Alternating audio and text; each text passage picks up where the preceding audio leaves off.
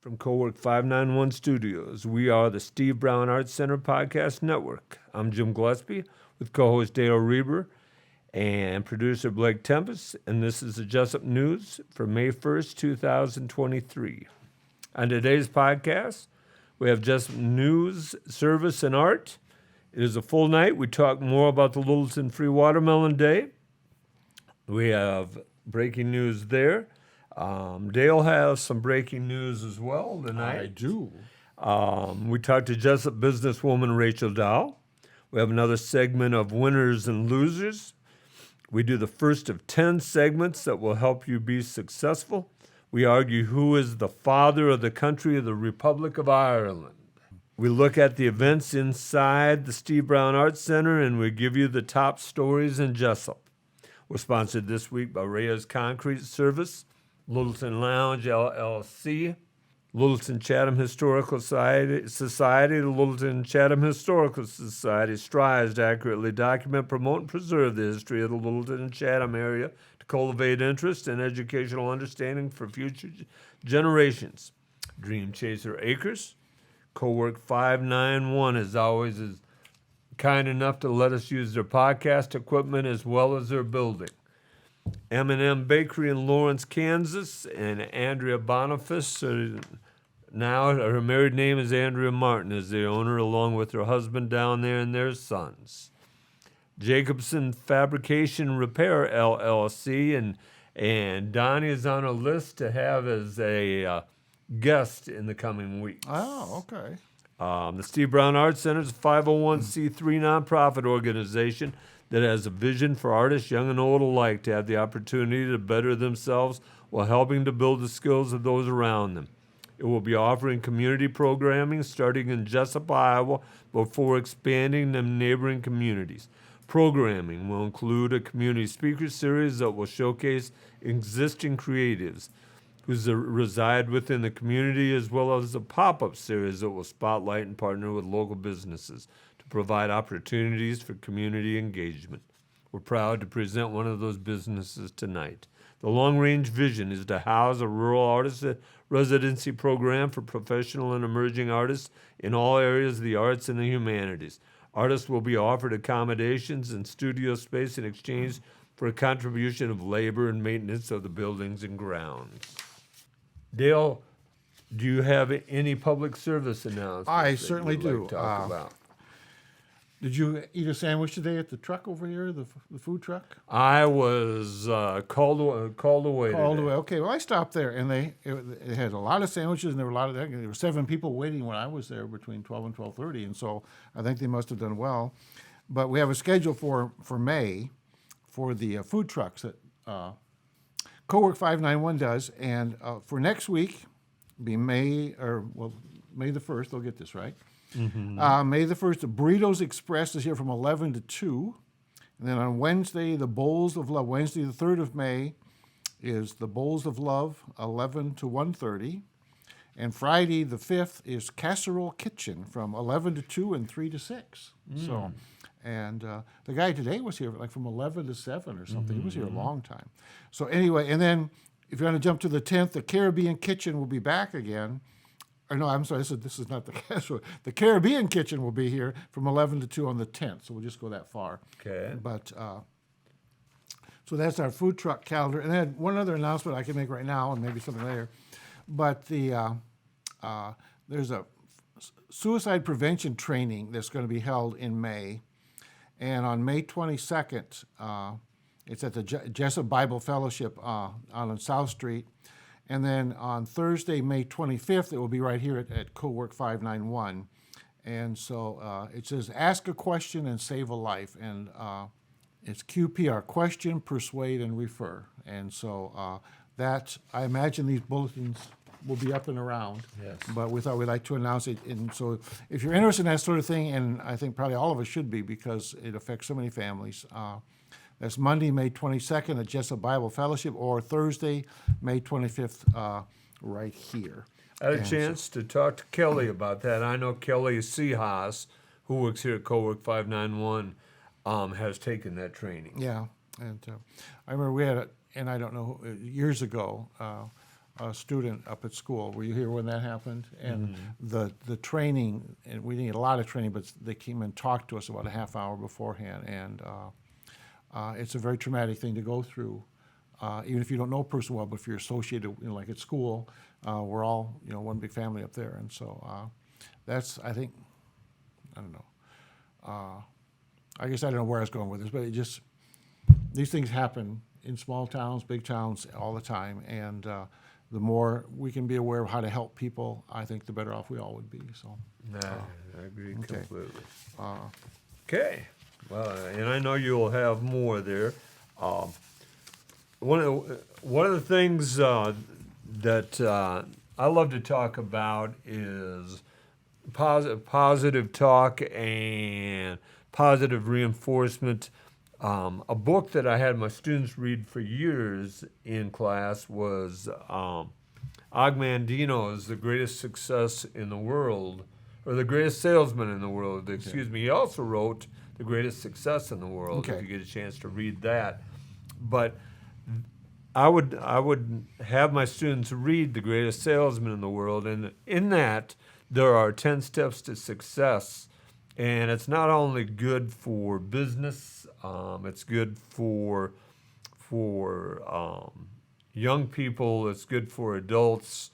I would have my students remember I call them the 9 steps to success. There's actually 10 in the book, and we will get to those. But the first step to success in the book is I will act now.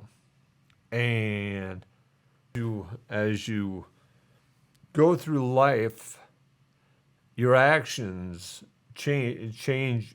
It's easy to procrastinate. I used to talk a lot to my students about procrastination early in the year. And many of them would say, well, I am a procrastinator. And, a lot of adults are, a lot of people are. I've been one my whole life. Yep. I really have. Yeah, So. and it is, even our alarm clocks allow us to be procrastinators as we hit the snooze button. Yes, they're good. Yeah. And Mandino talks about in his book developing good habits in your lifetime. If you get rid of one bad habit and starting a good habit, that's a change for success. And so we used to talk about, all right, if you hit the snooze button on your alarm, rather than hitting the snooze button, get up on time. Yeah. Get up the time you set the clock, because obviously you set your alarm clock for that time. We used to have, we used to talk about parents who may perhaps smoke. I have a great story. One of the guests, our guest tonight is Rachel Donnelly. Her sister Susie, and we spoke a little bit about Larry, and you mentioned how much you enjoyed Larry. I loved Larry as well. Just a fun man, and Larry smoked cigarettes. And I remember Susie one day coming to school and telling me, well, Dad would put a cigarette in his mouth, and I would take a scissors and cut it out of his mouth. Yeah. So trying to get Larry to start a good habit. Yeah. And we are all slaves to our habits. And I'm not afraid to admit I am an addict. I've had many addictions in my life, and I've battled to make sure that they became positive addictions. So I would work out, I would develop a good diet, and still I go back to bad things, but I know how good habits are. So your challenge this week, if you're a listener, is to develop a good habit that can change your life in some way. So if you get a chance, The Greatest Salesman in the World by Og Mandino. Okay. And there is actually a free copy of it on YouTube. Okay. It takes about 2.5 hours. It's a 2.5 hour listen. Yeah. Okay. So, I talked to my second graders about smoking, and I tried to say, tell the kids what an addictive thing it was, that if their parents were smokers or someone they knew were smokers, a lot of it was something that, they couldn't, it was a habit. They were addicted to it, and that the cigarette companies made sure that you stayed addicted, and it was very, very difficult to break this habit, and so they shouldn't think badly of their parents or whatever. Well, then the next day I got a note, and one little girl, she was at home, and her dad lit up a cigarette, and the girl started crying and saying her dad was going to die from smoking, and they had a big family thing, and so I got a note the next day, believe it or not. So, you try to put it. Try to say, okay, don't do this. We try to do it in a positive way so they don't, because they have, they're little kids. They have so you have no control over your parents. But so your story kind of reminded me of that happened. And do you have any service announcements there, Dale, that you'd like to talk about there? well, this is the summer calendar for the Steve Brown Art Center, right? And these are the places. Somebody will be there. Mm-hmm. And are these doing the interviews? Are these doing the interviews? Yep. Yeah, okay. And what's the proper name of those? The StoryCorps. StoryCorps, okay. And I don't know why I can't remember that. So, okay, the StoryCorps people will be May 13th. So we got to start talking about May, don't we? Mm-hmm. May 13th is at the Independence Farmers Market from 8 to 12. And again, on May 20th and May 27th. And so that pretty much in May, every 7 days, they're at the farmers market. Those are Saturday mornings, right? So to build on that, we also have an artist coming during some of those weeks. We have a musician coming 1 week, so it won't just only be StoryCorps. Okay, but these are things that Steve Brown Art Center is sponsoring, and they're at the Independence Farmers Market. And I think you can, almost every Saturday there will be there somebody. Right. And there's other things coming up in June. The Art in the Park Land of Corn Pavilion, that's here in town. And June 10th, the Independence Farmers Market again. June 15th, Art in the Park again in the park here. And June 17th, Independence Farmers Market again. And June 22nd, Art in the Park. And June 24th, the farmers market, and June 29th. You're going to be busy. Somebody is, yeah. There is about 30 days of events in the Steve Brown Art Center this summer. Mm-hmm. So there's a lot. And so the schedule goes through July and goes through August 26th. We'll do more of them as we get closer to those times. But it'd be nice if people come and support those things and see what's there. Right. What we have. Okay. Right. All right. Okay. And then you want to talk about the theater? Yeah, well, we have the opportunity. Sure. Let's do that. We're also having theater camp this year. It'll be our first artists in residence. And this is a young couple from Michigan that are coming to do this and have a lot of experience in theater and in not only producing plays, but also making scenery and making costumes and all these sorts of things that go with it. And so this will be, campers will learn the process of putting on a musical in just 1 week. As a group, we will design the sets, props, and costumes, and also star in the show. The camp ends with a performance for families and friends, and so it starts July 24th through the 27th. We go 9 to 2 each day, and then July 28th be 9 to 5, and then with a performance at 4. And so there's a QR code on these sheets that are going around, and the cost is $200, but there's an asterisk there. Our instructors welcome all who wish to participate, and we're looking at ages 6 through 13. Please reach out via the QR code if your child has special needs that require accommodations or if scholarship funding is needed. And there are scholarships available and accommodations for all kids. And so they can take 25. Mm-hmm. So I encourage you to start. I think your kids, every kid I've ever gotten involved in theater, or even bigger kids, has enjoyed the experience very, very much. And sometimes it's life-changing. And so I encourage you to, if you have a child in that age or a grandchild, encourage them to try out for this. Okay? I've never mentioned this, Dale, on our show.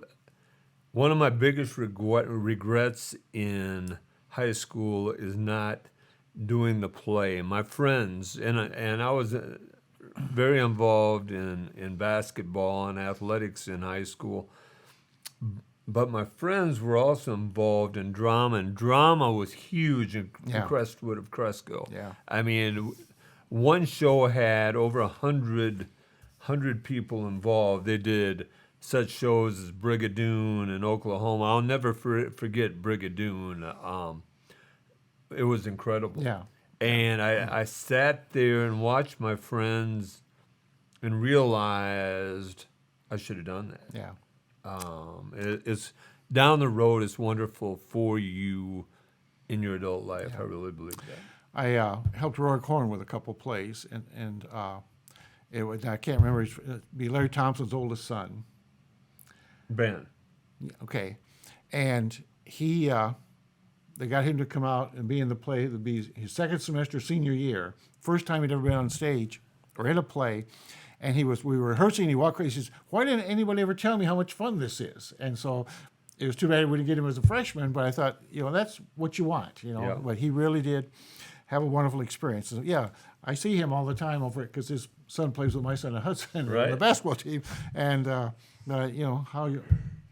you get old, names it. But anyway. It's quick. Okay, well, we talked last week with the mayor, and he talked about council seats. There's 3 seats available. And I talked to David Bishop, who seated us up, and he said that he is not going to run for re-election. Oh, okay. Said he was mayor 2 years, and he's on the council 8 years. And, he's like all of us, he get a little older. And so he is not going to run for re-election. But he is we talk about volunteers with us, Steve Brown. He is in a group called the Patriot Guards. And it's an all-volunteer organization. And I was thinking, he's the statewide chaplain for that group.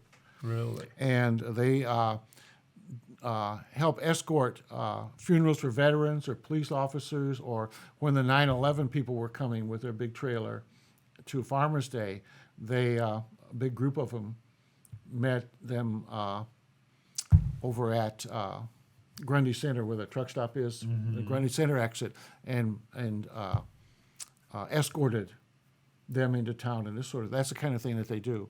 And the reason they started is a very interesting reason, and so I think it'd be great to get him on and see if he would talk with us about the Patriot Guard, his volunteer work in that. You would.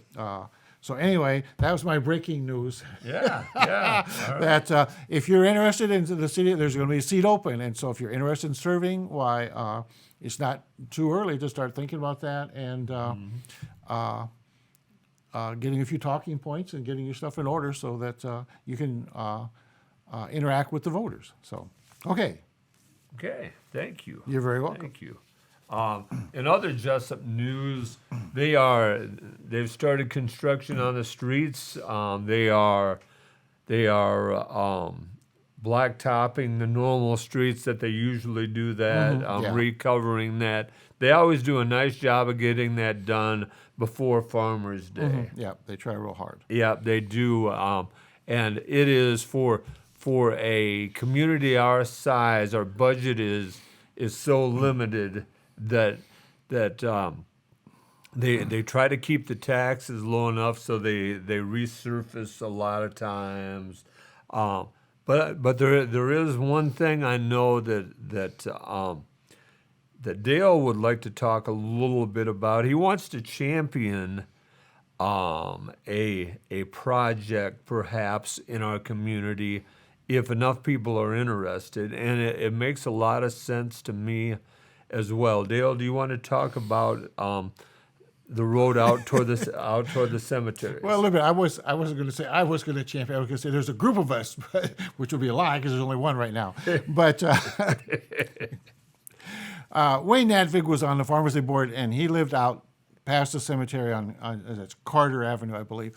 And he tried for years to get the Board of Supervisors to make a hard surface road out of, it's 215th Street out to the cemeteries, and never got anywhere with it. And I just, every year when we're putting those flags up and having Memorial Day service, and it's so dusty, I think, well, this is a rotten thing for people to drive out here their nice new cars or whatever and get all dust. And so I thought I would try to make an effort to see if they could get that paved. So the step I've taken so far is I called the county road supervisor, and he was gracious enough to call me back. And I said, I want to do this, but I need a number. I said, what am I talking about here? And he said, well, generally they're talking about $2 million a mile to hard surface a road. And he says he thinks that road is wide enough they wouldn't have to buy any additional property or for right of way and any of that sort of thing. So, that would make it a whole lot easier than if they had to acquire land on each side from the people who would not want to give it up and that sort of thing. But so I drove out there, and it's 0.6 of a mile. That's to the far cemetery. The far cemetery. To the last, it'd be by the Catholic cemetery, around the curve a little bit to the Jesup cemetery. So it's 0.6 of a mile. Well, that's 1,200,000, right? Right in there.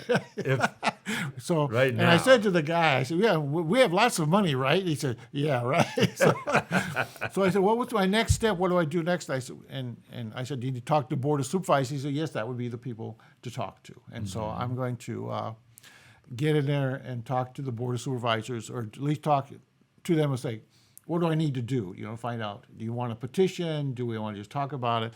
How do you feel about it? And Dawn Vogel is from Jesup, and she's on the board of supervisors now, so I'm hoping that maybe that would help us. And maybe there's a darn good reason why they never did it, but I would like to hear it, I guess. Right. But I just think, this year, again, Farmers Day is going to put all those flags, the American flags. We're going to start at 6th Street and go clear out to the cemetery, have an avenue of American flags to drive through on for Memorial Day. And so it looks really nice, but that dust is just, it's been dry. It's just horrible. So anyway, that's what we're looking at. So that's what I'm looking at right now. And if you would like to help, or if you're interested in this, I would love to have some company. So thank you. If you're interested, contact me at Jim at Steve Brown Arts Center .org, and I will put you in touch with Dahl and get him some help, because it is like you say, both cemeteries are on a gravel road. Yeah, it's the same gravel road, which makes it, It is. Yeah. And in the wintertime, when it is the weather's bad, or the spring when it's muddy, or in the summer when it's dusty, it's not good for people to drive out there. And the south side of the road is almost all residential now. The farmlands on the other side, but there's residential, and so I'm sure those people would appreciate being dust-free also. And so, because it's not like we're messing with farm ground. There's, 5 houses maybe? Right. From the end of Holly Street out to the corner there. So I just think it'd be a neat thing to get after. So. All right. Well, thanks, Dale. This is the Steve Brown Arts Center Podcast Network. We're here tonight with Rachel Dahl of Revive Bodyworks. Rachel, thanks for coming in. Thank you for the invite. You bet. Rachel, it is, we've had a couple of women in and talked to them, Becky Wearspan, and we want to talk about people that are business women in our community. Sure. And so this is a great opportunity for us. Scary thing, Rachel, you had both Dale and I as teachers. Yes, I did. Great teachers, not so great student. Oh, wow. So Rachel, let's get started. Let's talk about your family a little bit. Yeah, so I have 2 boys.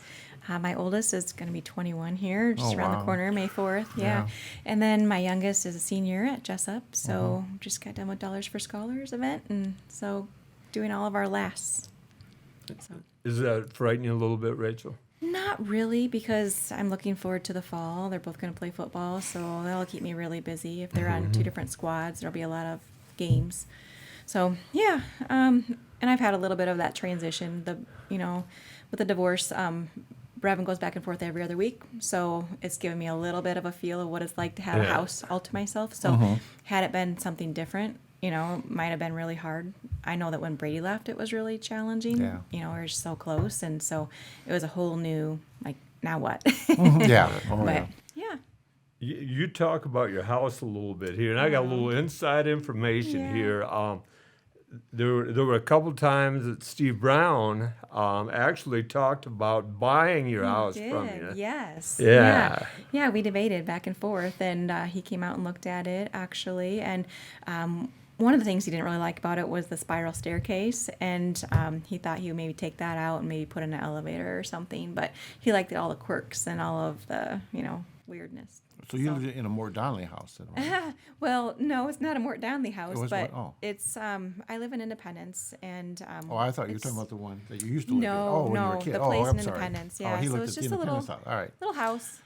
So 700 square feet, but it's kind of fun. Some little quirky things, like there's a dumbwaiter. So when the dogs go up and down, they don't take the stairs; they go up and down the dumbwaiter. Oh, sure. So yeah, but it's peaceful. I love it. Right along the water. Yeah. So So Rachel, tell us about your the line to how you got to Revive Bodyworks and okay. stuff. Yeah. So when I was in high school, we actually made to state and cross country, and so my mom had gotten us massages, and so I remember laying there on the massage table thinking, this could be a good gig, or I could see myself doing this, maybe not full time, but something where I could have a good part time job while I went on to college.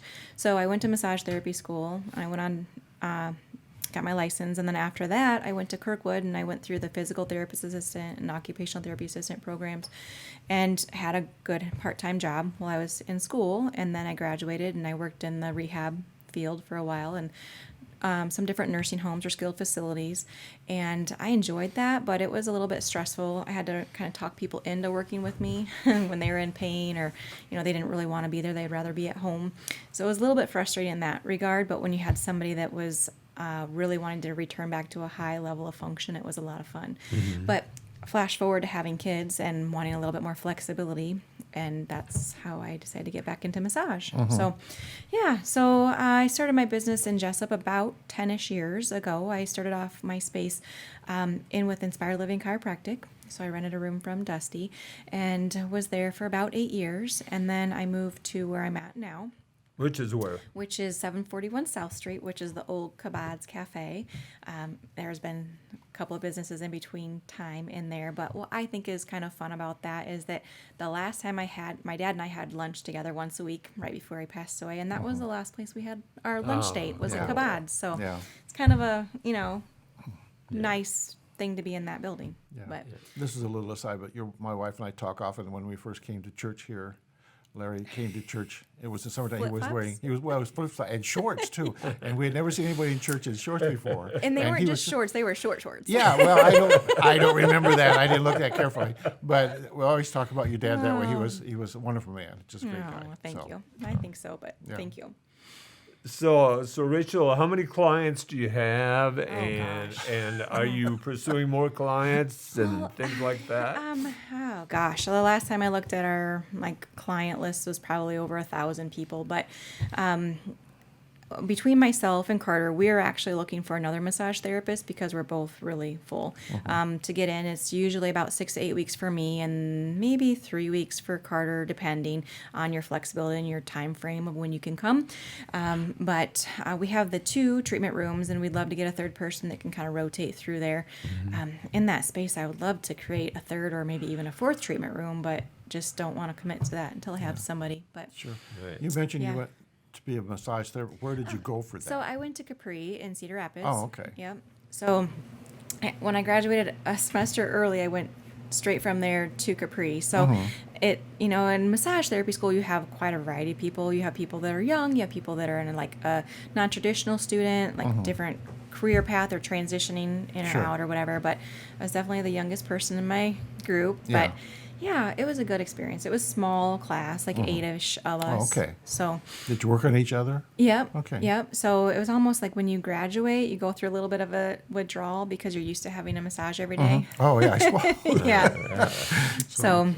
Yeah. So anyways, but you had asked about that, and so when my mom had gotten that massage, I just thought that sometimes you don't realize what you're planting seeds for when you're doing it for somebody, but she was just trying to be nice. Sure. And it's just totally taken me down a Yeah. path that, Are kind of there feel like exercises you do for hands and arms and that sort of thing when you're, is that a Carter problem? is a lot better at that than I am. But you want to make sure you're opening up your pec muscles because everything is to the front, and so you're pressing down through the front, but then also forearm stretches. But yeah, he's a lot better at doing that than I am. Well, Rachel, we got to talk about this. Yeah, you are constantly. I know you live in Independence, but I when I was in Jesup a lot, I would see you working out a lot in Jesup. Yeah. And now because for the Arts Center, I go to Jesup or Independence a lot, Yeah. and I see you working out there a lot. Yeah. How much do you work out during the week? My goal is 5 or 6 days a week. Just for running? It's a mix. I run, I lift, I'll bike sometimes. It just varies, but it's my stress reliever. It's something that I enjoy doing, and it brings me happiness. So, they talk about the endorphins you get after you work out, and I definitely am a firm believer in that. So, yeah. I had some health problems a while ago, and I had to stop working out for a month, and it killed me. It was hard. It's hard, isn't it? It emotionally, and they talk a lot about mental health and working out and eating right, Right. for mental health. Oh, for sure. And I still tried to eat right, and for a while that got me through, but I couldn't work out. And about the second week, it was like, all of a sudden I was crying. Yeah. And Last- yeah. yeah. That's really something. Last year, at the playoff game for basketball at Oline, it was so slippery, and outside, I parked, I opened up my car door, and I went down immediately, and I smacked the back of my head, and I smacked my elbow, and so I actually had a little bit of a fracture in my arm, and so I couldn't work out for quite a while either, and it's rough. Oh. When you kind of rely on that, you got to figure out what else you can do to, get a little bit of happiness in life. Yeah. But honestly, for me, with working out, I can do it on my own, and I enjoy. I get the endorphins from that. But I have made so many great friends out of working out. It's just you meet great people with the same goals or mindset or things like that. And some of the best people that I've met, I shouldn't say the best people, but surprising relationships have come from running. I'll show up at a 5K and you find somebody like my friend Brooke that we are similar pace. So I just reached out to her and said, hey, do you want to train? So we trained for a marathon together.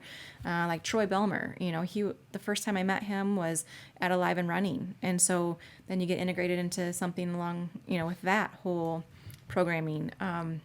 Maddie Ekholm, we were set up by somebody to go on a running, like not a running date, but just to get together to run, because they're like, oh, you like to run, she likes to run, you guys should get together. Yep. Just great relationships from working out. One of my greatest memories as a coach was actually, and I'm most associated with basketball, but one of my greatest memories is when you would have been in junior high, 7th grade, 8th grade, That was in a fun there. track season, wasn't it? It was one of the most enjoyable seasons I ever had. The weather was nice. You guys were competitive, but practice was fun. Yeah, it was fun. That was one of the most enjoyable times of my coaching and teaching career. And I think, and a lot of that was because of you people. Oh, well, no, you're not taking enough credit there. Thank you, but Rachel, as a business person, how would you like to see Jesup advance? I mean, it's amazing, with co-work and other things, how Jesup has changed in the recent years. What else can we do in town, do you think? That's a great question, because there are ways to get integrated. I personally think about just living in Jesup and then in Independence. The difference between Jesup and Independence for me, as somebody who likes to be outside and likes to run and things like that, there are better spaces to run on. I absolutely love the track up at the school, and that's a nice even surface. But if you do much time on the road running, it's really uneven. And it wears on your hips. So Yeah, I have trouble walking on It's the road in hard. the street because of the curve, the Yes, crown is so yeah. high. Yeah. Yep. Yeah, it sends you right down to the chiropractor real quick. So I don't know if it's really feasible for some sort of a trail system. I know that would be a lot of money, but that would be something that would be great. Just, that would be huge. I think that that's something that Independence has over Jesup. Yeah. Whether it's a trail that kids walk on to and from school and people are able to utilize it for their bicycling, their rollerblading, their walking, their running, or whatever. But that would be a really big thing, I think. The town's only really 1 mile by 1 mile wide, so Yeah. you cover the same roads over and over again. Yeah. No, I know that. Yeah. Yeah, So- exactly. I don't know how much you had to get into financing, and this is when you're trying to start your business, and they say sometimes women have trouble with that sort of thing. Was that easy for you or hard for you, or maybe you didn't have to do anything like that at all? Well, Or? I was fortunate when I first started off. I was married and I had a steady Eddie husband, and he was supportive of me, making that shift or change. And so I try to keep my overhead low and just started off that way. Okay. I will say that as I've grown and I've tried to look at various options for expansion, that has been a bit of a challenge. They do say, well, there are grants out there for females to help with closing costs, but if they don't really want to approve you for the loan, that's a whole different story. Yeah, you It never doesn't get do to any the good. closing cost. do you? Okay. So that's been interesting as a single female. Sure. Oh, yeah. But Well, and Jesup, like you say, is only 1 by 1. Yeah. There's not a lot of room for places. there's I mean, not a lot of options for real estate or no, there's not. yeah. I mean, I love my space, but there are times where we wish we had more treatment rooms. So I don't know if you're aware of this, but I've expanded kind of my skill set, and so I've added some what's called permanent makeup, and so it's like tattooing. So like brows, eyeliner, lip blushing, but part of that is that. Like with massage, it is very physical, so I needed some diversification. But a few years ago, as women age, you lose some of the hair. So I had lost the tails on my eyebrows, and I like to run, and so you can put makeup on, but if you run, your makeup doesn't stay. Yeah. So you sweat. And a couple of years ago, I had pictures after the Des Moines Marathon, and I thought, oh, I got to do something about that. So I had my eyebrows tattooed on, and Oh, okay. I didn't know that. and yeah. so now I've learned how to, just because that's made such a big difference. What I like to help people with is feeling better, whether that's physically, emotionally, or confidence wise. And so I thought, what else can I add to my services that would help with that? Yeah. For somebody to wake up and feel like they're put together without even having to put makeup on is a big deal Yeah. for ladies, especially. Do you think they have to do? Is that a cultural thing? Makeup and all the things that women do. Oh, for sure. It just seemed like there's billions and billions of dollars there. There is. And the There stupid really is. men, we maybe comb our hair, and that's about as far as we Yeah, go. guys are It so just doesn't lucky. seem right. You don't have to me. have Yeah. babies. You don't. Well, we do have to pay for dinner and the movie tickets, though. Not always. You have independent women now that they don't really always allow that. Is that right? Yeah. Is that your experience? Okay. Yeah. So Well, I don't know. It just seems. You see somebody that say, "Oh, she's wearing a $5,000 gown that so and so Oh, designed." yeah. I haven't spent $5,000 on clothes my whole life. Yeah. Well, I wear T-shirts and jeans. Right. 300 days a year, and the same T-shirt. Right. It just doesn't seem Well- that it means so much more to the women, I guess. But I always wonder. I think they do it more for themselves than for men, but maybe they do it for men. I don't. on top of it. Well, Rachel, I've got to ask this, and you brought this up, so let's talk about this a little bit. Don't you think society has so much double standards? That's a really interesting question. I 100% believe that. It's funny because somebody that is important to me, his goal is to have one step better than dad bod. And I said, oh, that's great. Then I can have one step better than mom bod. And that's not really the case. Right. It's not. You show up in sweatpants as a woman and they kind of look at you like, what are you doing? Yeah. But they might be in sweatpants. And Sure. so it's one of those where it does feel like a double standard in some of that. Oh, I'm sure it is. But- it's not right, but it's been around a long time, Sure. and it's hard to break. And Yeah. I know even like teaching elementary school, you had to remind us, okay, now don't always have the boys empty the wastebasket. You have Oh, to sure. all these little things. Even it out. The boys pick up the chairs and take the, you have to say no, not do it that way. Right. And we consciously worked on that as Yeah. it was part of our thing is Sure. to even things out a little bit and not stereotype people. And Right. so. I've got a unique story to tell you. For work today, I deliver tuxedos. Yeah. And for work today, one of our vehicles had broken down in a city down in southeastern Iowa. And so the boss called me and sent myself and another driver down to get it. And they forgot to send the check with me. Oh. And we got there, and I thought, well, this will be easy. I'll call the boss. He'll just read a credit card over the phone, and no, we won't do that.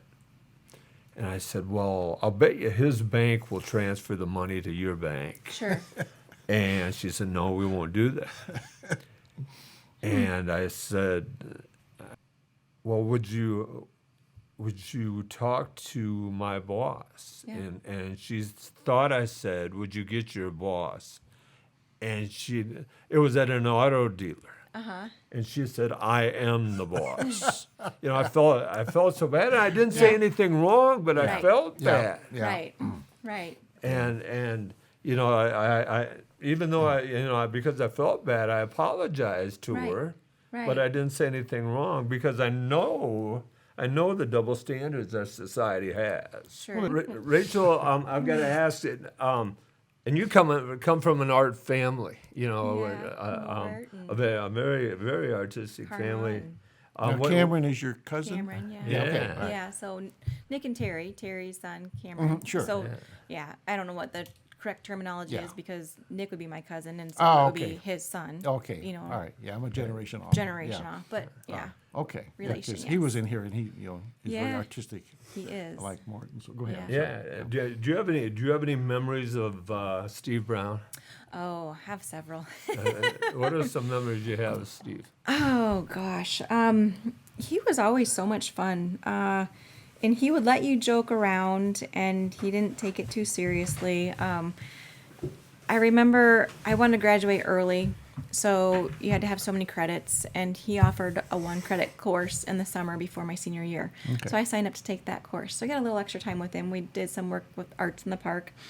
And I remember when we came back to tour Jesup, when we were debating on moving back or not, and Brady was going to be in kindergarten, and we were getting a tour, and Mr. Potabom, I think, was giving us the tour, and he stopped. Mr. Brown was like, "Oh, do you remember her?" And he was like, "Oh, I remember her." I was like, "Oh, yep." But yeah, so very nice. And then Brady had him in class, and he absolutely enjoyed, being around him, and just I think that they had a lot of interesting conversations. So yeah. Well, Rachel, do you have anything else that we've left out about your business, about Jesup that you'd like to talk about? I think just in general, and it doesn't necessarily pertain only to Jesup, but I think because I grew up in Jesup and I've been in and out of Jesup a couple different times with life and life circumstances, I would say that when I was talking with you guys and you were like, what are things that you remember? I remember having both of you in school, and I remember like when I came back to Jesup the first time thinking, oh, I don't know that I want to live in Jesup because people have a preconceived notion of who I am. But one of the things that I've learned about is just because you knew me doesn't mean you know me. So I think that especially in a small town, you have in your head the things that you remember about somebody, but that person may have grown, may have matured, may have changed, may have done work on themselves. Well, we certainly hope so. And Yeah. I hope that people don't see what they remember Yeah. about a person. I hope that I don't see, when I see somebody that I haven't seen for a while, I hope that I can let bygones be bygones and vice versa. And that, Sure. just because of something that has happened in the past, that you don't keep that stuck there. But I think in a small community, it's easy to get stuck in that mentality Yeah. that rather than in a bigger community. I remember I was listening to your podcast the other night, and you guys were telling jokes, and you like a good joke. And I remember in 4th grade, I took my dad's dirty joke book to school, and he confiscated it. And I was like, oh no. So, example, number one, it's like, oh, I can't believe that, but you change. Another girl brought the penthouse pet of the month once, and so that was much worse than what they did. But yeah, I would say that's probably one thing I wish more people would keep in the top of their forefront of their mind. Yeah. Well, I have found that kids I didn't necessarily do very well, that we didn't have a good relationship, but they're very forgiving. As adults, we get along just fine. No one jumps on me and says, remember, that sort of thing. That's been Yeah. very nice. And are there a lot of kids in the 2 or 3 years around your graduating class that are in this area, or? I couldn't give you a number. Oh, okay. on I that. just I'm wondered, sorry, I don't because know. sometimes they can't wait to leave, and sometimes you have a class where a lot of them end up staying right back in the old hometown, and Right. so it's just Well, interesting. And from our grade, it's not that I dislike anybody. I just haven't kept in contact with a ton of them. Sure, yeah. So to even know, and our class reunions weren't really well attended. Even the people that lived in town didn't really attend. Yeah, they're the ones that them. never come. So the guys that live in California will come. Yeah, well, and no, we find that too in it ours. was, So, our last one, there was like maybe 8 or 10 of us is all, and that was with the reschedule, hoping that there would be more people. yeah. So Yeah. I'm not a good Well, there are classes like that too. gauge on that. There are some classes that are very close, and some classes, they're in school together, but that's about it. And Yeah. So, Yeah. that's just the way it works. So. Well, Rachel Dahl, thanks for joining us today. Thanks Yes, for we're very having glad. me. It was so nice to see you. Yeah, And so so you nice don't to have any see you. gray hair or anything. I think it's wonderful. So Oh yeah, so- right. I don't do anything about that. I'm sure you don't. So does she? Huh? Oh Okay. goodness. Thank you very much. You're welcome. Thank you. Thank you. In library news, don't forget the Little Tot Storytime meets every Thursday at 10:30 a.m. The Spice Club, the May Spice, is Caraway. Get yours today at the front desk. We also have past month spices available on first come, first served basis. Book Club, join us Monday, May 15th at 1 p.m. to discuss the book Exiles by Christina Baker Klein. Books are available at the Jesup Public Library. Support the JPL through the Velvet Coffee Company. Bookworm Blend Coffee available in whole bean or ground. You can order the JPL 30-ounce Polar Camel water bottle with a QR code at the front desk. New things to check out at the Jesup Public Library: the croquet set, disc golf, a digital camera, and a spike ball game. Other non-book items include craft stamps, candy molds, and cake pans, to name just a few.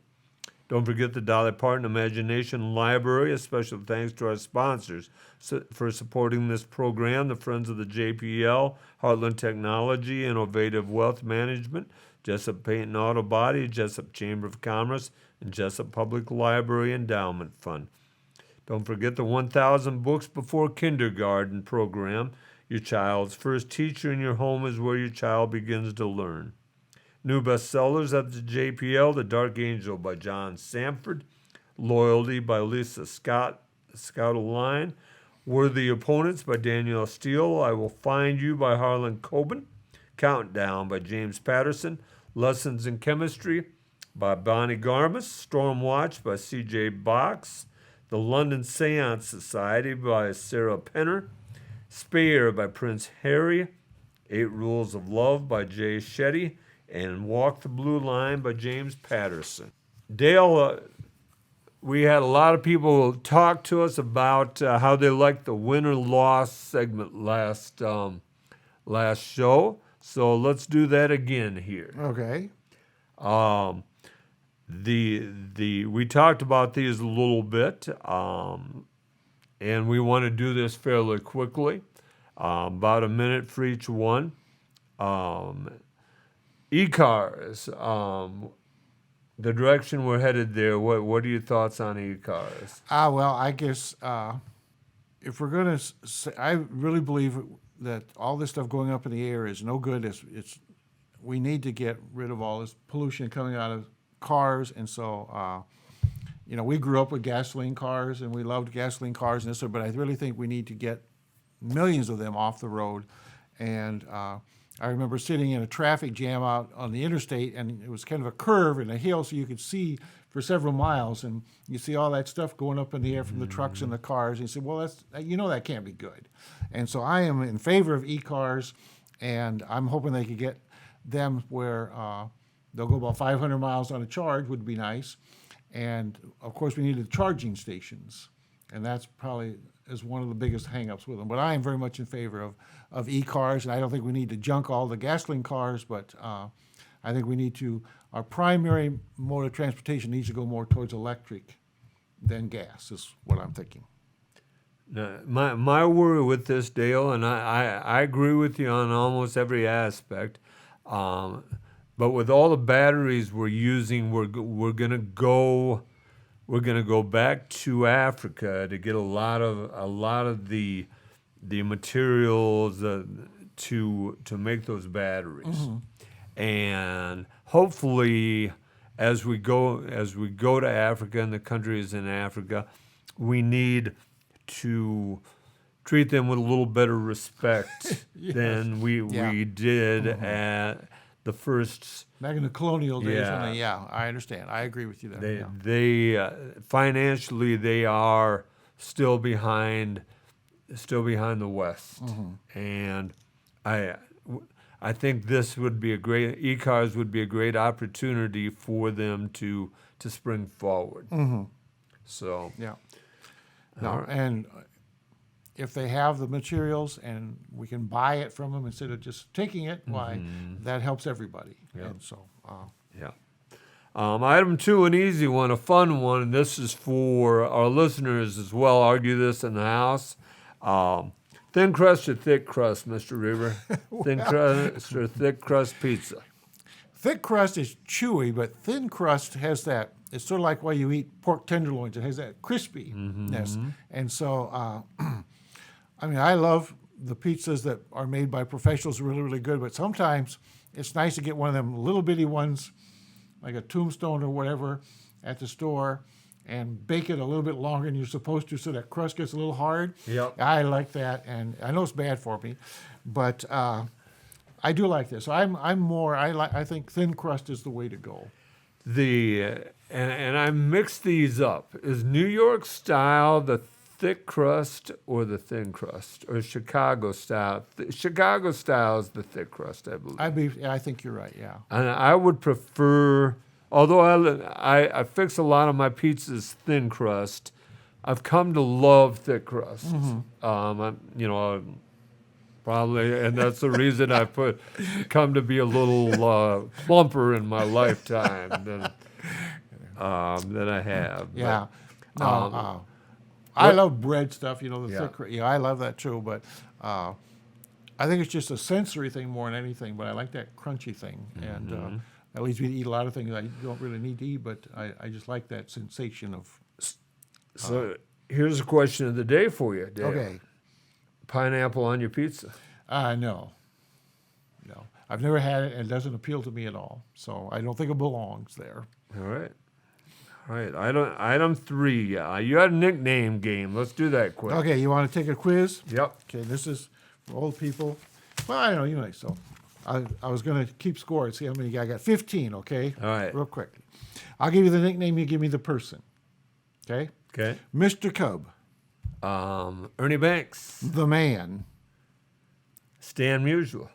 Charlie Hustle, Pete Rose. the Brickyard. Oh, the Brickyard. Pass. Okay. The Bronx Bombers. New York Yankees. Okay, the Splendid Splinter. Oh, pass. A horse, Big Red. Oh, the greatest athlete of all times was Secretariat, but was that That's Seabiscuit? it. Yeah, no, Secretariat. Secretariat, Yep, okay. I'll give it to you. Murderer's Row. When was that? Murder Row. Murder- When was it? Yeah. Or Murder Row would have been. Would that have been in the 50s? Late. No. Uh, Okay. okay. Well, I haven't kept up with you, but Murderer's Row is a 1927 Yankees. There you go. Yeah. Okay. Okay. Okay. The M&M Boys. Musial and Mantle. Nope. Maris and Mantle. Maris and Mantle. That's right. I did know that. Who is the Brown Bomber? The Brown Bomber.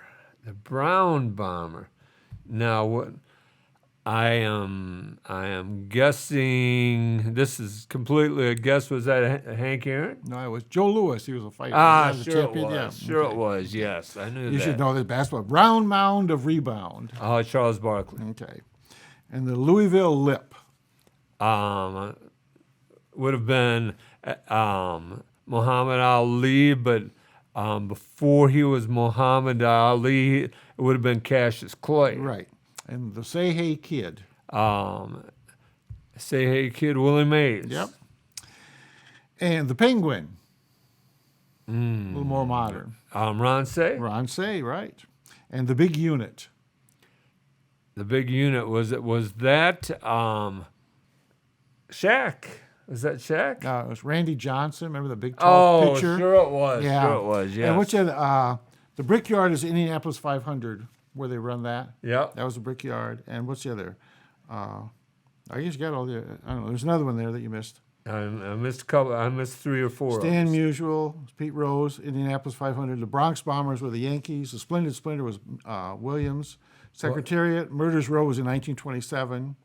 And Mantle and Mays, he missed Maris and Mantle. So Okay. he did really well. 3, 4, 5, 6, 7, 8, 9, 10, 11 out of 15. That's That's very frightening. good. Thank you. And it's interesting because I was telling my son we were going to do this, and he looked up on his little phone, and he said, wow, he said, there's hundreds of nicknames in here just for baseball. I don't want it. So for the next half hour, did you know, and a lot of them are Spanish, of Yeah. course, but I said, I wish I'd never talked to you about this because he kept on and on. But he said, so if you want to know about baseball nicknames, look in your phone. There's hundreds of lists. So I'd like to throw this out to one of our listeners. I'm a big Yankee fan. Okay. That's why I'm disappointed I missed the Maris and Mantle one. But the since 1992, the series record between the Minnesota Twins and the New York Yankees is 42 and 101. That's just a shout out to one of our listeners, a big Twins fan. Yeah. But I believe the Twins may have won the most recent series between the Yankees and the Twins. I think I saw that. Yeah. So Yeah. you got to feel sorry. Minneapolis, like the Vikings losing those Super Bowls, and then the Twins, the problems they have. I mean, it's just a lot of times they're good, but my favorite Twin story is a guy named Herbeck, Yep. and it's HRBK. I don't know, but somebody had a sign in the stand that said Herbeck, buy a vowel. So Dale, who do you have for a winner this week? Well, I had is it Jalen Hurts, the quarterback for Philadelphia Okay. Eagles, and just signed a huge, highest paid professional football player ever, and I think 185 million is guaranteed money, and then it's 200 and some if he was able to play all that time. So I thought that's a pretty good win for almost anybody. That is. So That now all I have is. to do is earn it. See. Yep. My winner is the Carolina Panthers tonight, as we are taping on Thursday night, the first night of the NFL draft. And the Carolina Panthers have the first pick of the NFL draft. So they are my winners for the week. Okay. And the Funny, we losers. both thought NFL for this. Yes, Yeah. yes. Okay. And who do you have for the loser of the I week? have Tucker Carlson. Right? Lost his job at Fox News, and I think their viewership was down 50% with the replacement yesterday, and so I think he's got more problems that he's coming up with. There's accusations of other kinds of things besides just getting fired from the news, but it just seemed like they said the Fox News people had a little meeting. They were talking about this, and then something came up with Tucker Carlson, and they said, he's got to go, and that was it. And so I think he had a job that paid him millions of dollars, and in my opinion, he thought he was more important than he turned out to be really, that he Right. really was, and thought he could do whatever he wanted to do and say whatever he wanted to say, and that's what did him in. So Right. even you and I have to watch it, don't we? Yep. I mean, Blake's on us all the time. So okay, We do. So that's who I had. Yeah. My loser is Don Lemon on CNN. Oh, okay. He was fired actually the same day as Tucker Carlson was. Don Lemon, if you remember, he got in trouble for attacking the sexuality of older women, and many of the older women contacted CNN, and he was gone fairly quickly thereafter. So they both had a tough week. Yeah. All right. Well, thank you, Dale. Did you want to talk about Watermelon Day there? Sure. quick? That's this is this is our big project for the summer. Is Watermelon Day, July 29th, from 12 p.m. to 8 p.m. And this is at the town of Littleton. Are you the honorary mayor or anything there? Or? Niall McMartin would be known as the okay. honorary All right. mayor. I of know Littleton. him. Yeah, very nice man. So, okay. Have music. Ball Vance and Powers will play, and they played at Farmers Day several times, and have a nice sound. And then Chet Reagan music, and with Manny McCleary as the girl singer, and has a very nice voice, school trained and very good. And the Bad Habits Band, and I'm sorry I don't know more about them, but with a name like that, they have to be good, don't they? Yeah. Okay. Events planned: Paint and Sip with Barb Prail, Art and Craft Fair, duck races, and watermelon carving contest. Now, the duck races, is that where they throw the rubber ducks off the bridge, or Yes, we are. number them and give a prize? We are looking at that gambling licenses, et cetera, right now. So we are in negotiation with the government. The government comes into play there a Those little bit. pesky government. Yeah.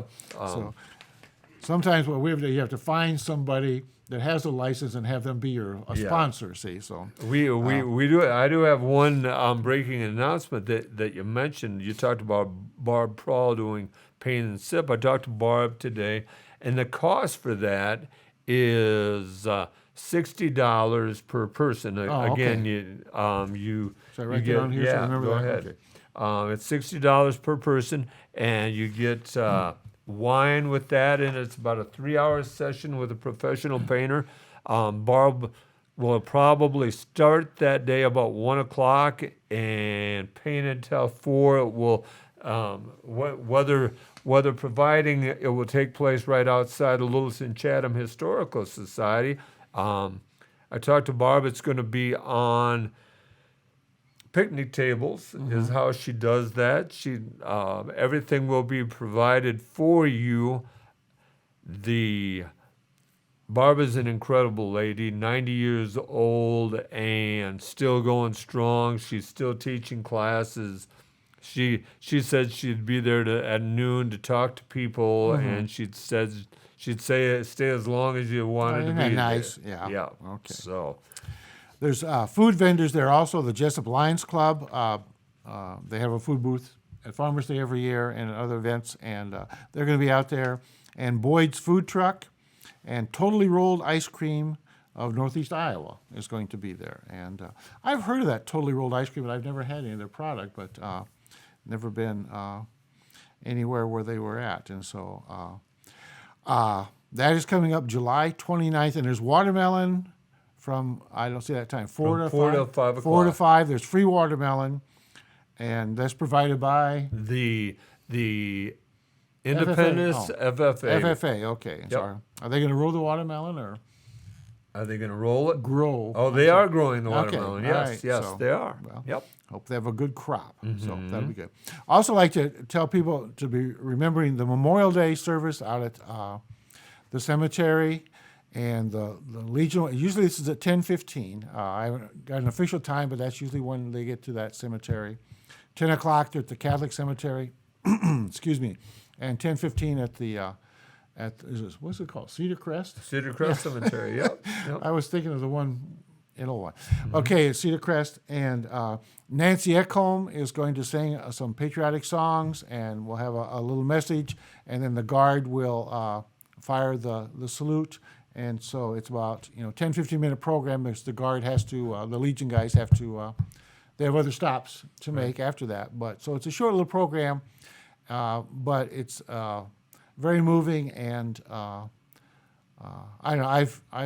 If I'm not in town, I'm not there. But if I'm around, have always gone out, and I just think it's done very nicely, and just I don't know, to see the cemetery with the flags and everything. It's just very nice. So if you can come to the Memorial Day service last Monday in May, there'll be a little program out there at, I believe, at 10:15. I'm almost positive. Right after that, the Guard goes from Cedar Crest. They go out to the Littleton Cemetery and do a short program there, and then they go to the Littleton Bridge and do a naval program on the bridge.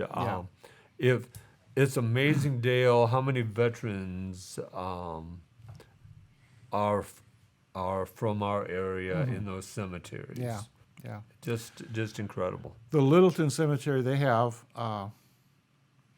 it's like a sculpture of a tree, and then for the kids on each, that's the parents, and then they have little stumps on each side for each of the kids. I always thought that's very clever. I don't know how long, it's been there a long time, I'm sure. Yeah. But I remember seeing that many, many years ago when we were, I think we were bike riding, and we stopped there for some shade or something and looked around. And so and that's another story. But it's interesting walking around older cemeteries and just seeing the age of some of those stones, and also the creativity that went into them is really something. So yeah. Actually, I'm trying to stay away from cemeteries, but that's another story too. Okay. All right. Thank you, Jim. Thank you. Do you have anything as far as Farmers Day? Farmers Day, I can repeat. Nothing has changed. Nothing new. But Thursday night, remember, we're having all these. We have a mechanical bull, the laser tag, the firehouse rescue obstacle course, Zorb balls and track, and that's a hamster ball. A toddler zoo playland is a bounce house. They have Extreme 3 obstacle course, 18-foot slide, and a 20-foot or 24-foot rock wall. So all these things will be a Thursday night from like 6 to 10. And it'll be a wristband kind of thing, and the firemen are helping with that. And but it's just Thursday night, and then Friday the carnival will be there. And so you can have two different kinds of experiences, but it should be really good for kids. And we're just hoping that the weather's good, because it's this time or never, Right. That's the kind of the way it has to go. But and then I was going to check with the library about their bubble cannon to be sure what they're doing with that, and then I didn't get that done. So, but I'll find out about that and let you know next week. But Thursday night, also the axe throwing is going to be there too. We talked about axe throwing earlier in the year, but the axe throwing is going to be there, plus all these things I just mentioned. The spacesuit is coming. We have some NASA ambassadors that are going to be giving programs. And they might have moon rocks. You want to see a moon rock? I have some moon rocks with them. And talk about the history of NASA and different programs. These are not astronauts. They're called ambassadors, NASA ambassadors. And they talk about NASA and give you a lot of information. And there's 3 and maybe 4, and they all have a different presentation to make. And so we're hoping a lot of people will come and support that program and see if the guy ever gets his rocket off the ground. So the big rocket exploded last week. So would you ride in that? Would you say, I'll be first? My claustrophobia wouldn't let me. Yeah. All right. So that's with Farmers Day. So Easter Rising was celebrated here with Easter recently, Good Friday. Those of you that don't know, the Easter Rising took place in Ireland in 1916. The Irish had fought hundreds of years for their independence from the British government, and they seized the post office. Many of my students never understood why the post office. You have to remember that in 1916, in the post office, a mini post office. The telegraph went through the post office. Obviously, the postal service ran through the post office.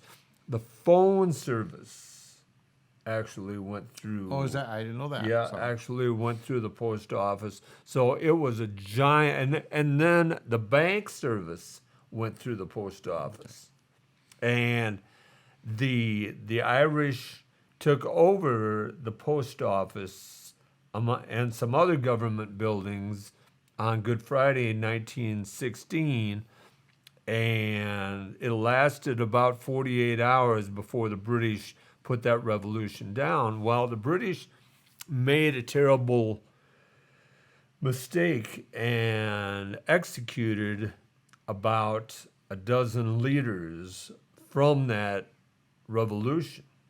Well, many of the Irish folks were not looking for independence, but when they executed those dozen guys, they started it. And two men, Michael Collins, who was born in Ireland and lived his life in Ireland, and a man named Eamon de Valera, the son of a Spanish man and an Irish woman who was born in the United States and returned to Ireland to fight the revolution, decided to lead the revolution. Well, the Irish had a free state government, and Eamon de Valera was the president of the free state government. And Michael Collins was the head of the treasury, but also the head of what would be known as the 12 Disciples, an execution group. And de Valera came to the United States to try to raise money. And Michael Collins stayed in Ireland and assassinated multiple British men. And de Valera returned back from the United States without a lot of money, and the revolution was very close to failing. They were out of money. The U.S. refused to give them money. Germany was in the middle. Germany was one of the few allies that the Irish had during the time, and Germany was in the middle of World War I at the time and could not give them money or weapons. And it looked terribly bleak for the Irish. And Collins' 12 disciples were going around killing the British officers in Ireland. And throughout the world, Collins and the Irish look like terrorists, much like Osama bin Laden in our time. Yeah. Well, the British ended up settling for peace because they were losing people faster than they could stop it. Well, Eamon de Valera sent Collins to England to settle for peace, a peace treaty. Okay. And those of you familiar with Ireland realize there are 32 counties in Ireland. 6 of them are Northern Ireland, which is part of the British Empire, and the 26 others are the Republic of Ireland.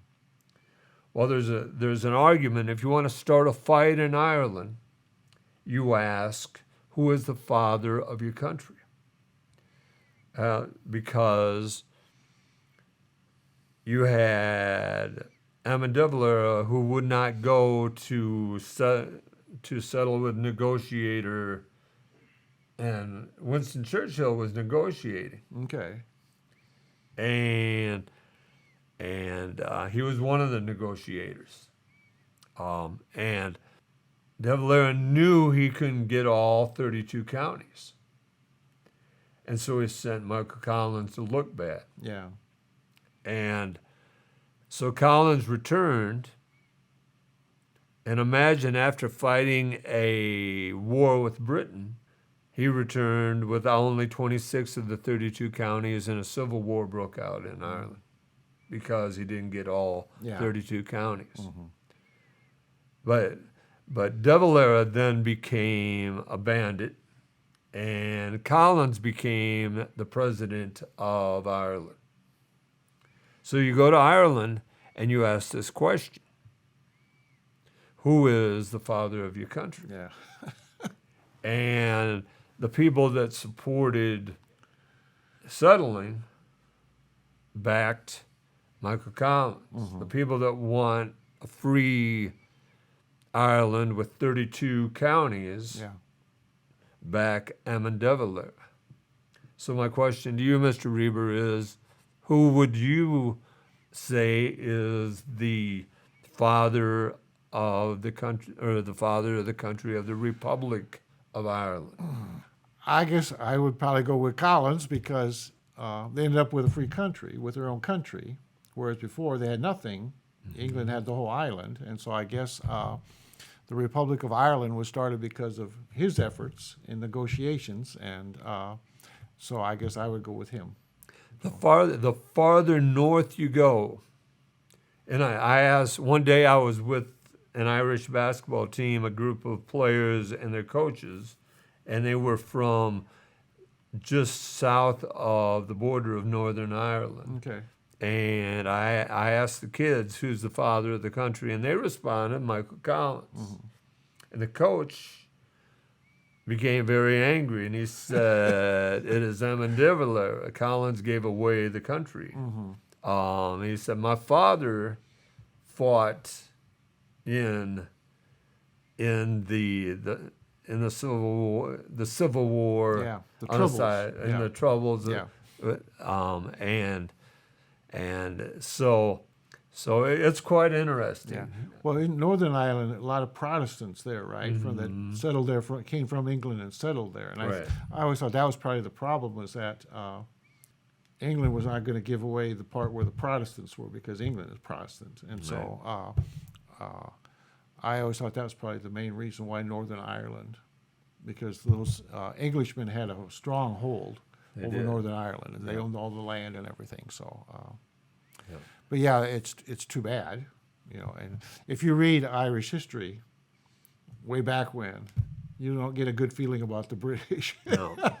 I mean, they lied, cheat, and stole, and so, and not just in Ireland, but in other places too. Right. But yeah. There's a wonderful show on right now called The Diplomat. It's on Netflix. The Diplomat is a female. She's an ambassador in England right now, and it's quite interesting. Yeah. So you get a chance, watch. Were you that. surprised that Collins went to England and then made it back? I thought maybe they would grab him. Well, When you were telling the story, I thought, well, Right. maybe he's going to England, but he'll never come back. But apparently, the truce or whatever held, and so. well, the sad part is, and Collins was very young during all of this. Collins was assassinated before his 30th birthday. Okay. So And there's conspiracies about Kennedy's assassination down in Dallas. There's conspiracies of Collins being killed down in Clonmacnoise. Collins was from near Clonmacnoise, down in county, down in the county Clare, I believe, and I may mix this up, but he was caught in a shootout and killed, and he wasn't taken to a hospital for like 10 hours. yeah. But there's a great story. If you get a chance to read about the Irish Revolution, read about that. Yeah. It's a lot of fun. Yeah. So, all right. The Steve Brown Art Center is a 501c3 nonprofit organization that has a vision for artists, young and old alike, to have the opportunity to better themselves while helping to build the skills of those around them. We'll be offering community programming starting in Jesup, Iowa, before expanding to neighboring communities.